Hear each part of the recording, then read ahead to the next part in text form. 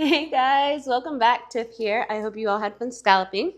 On this video, we're going to talk about lobster season. We're going to talk about mini season and regular season, how long it goes. And we're also going to talk about the things that you need for it and then the do's and the don'ts. So speaking of mini season, it's only 2 consecutive days of the year. It's going to be July 29th and July 30th this year, Wednesday and Thursday. It's usually held down in the Keys. People plan all year for this. It's such a good time.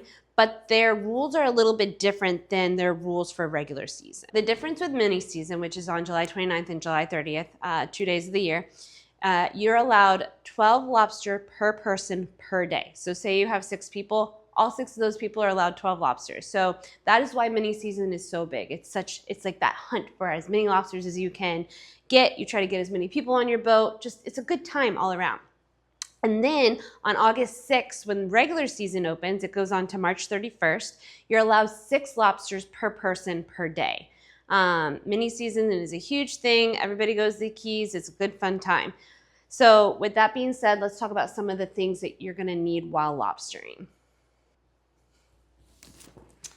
First thing you're going to need, every diver needs it, is a diver below flag. So it's a little flag like that. If you're in the water, this is the right size. If you're on the boat, it's a 20 by 24. So just remember, every boat needs a dive flag. And while underwater, to cue those lobsters to come out of the ledge, you're gonna need something like this. This is what we call a tickle stick.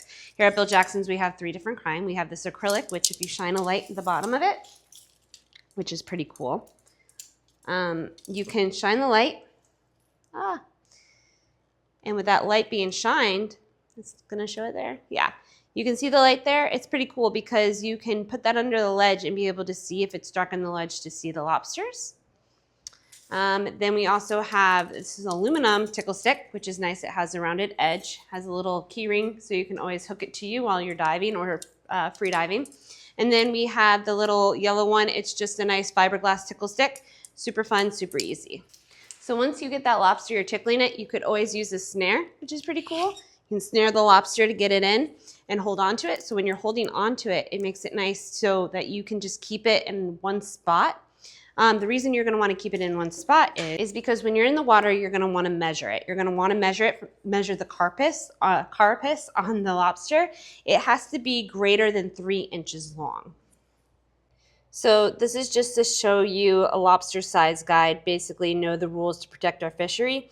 Your minimum size, lobsters must measure larger than 3 inches. You got to measure it correctly.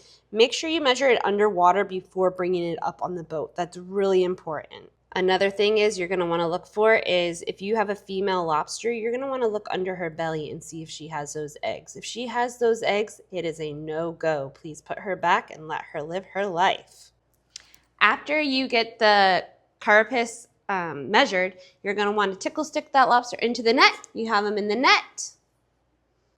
And there's 2 little lobster motels that you can put them in. Some people like this, where it opens up like so, and some people like to put their lobster in here. Either way, the lobsters are stuck in the bag. This one's pretty cool because you can unzip it at the end of the day when you get up on the boat.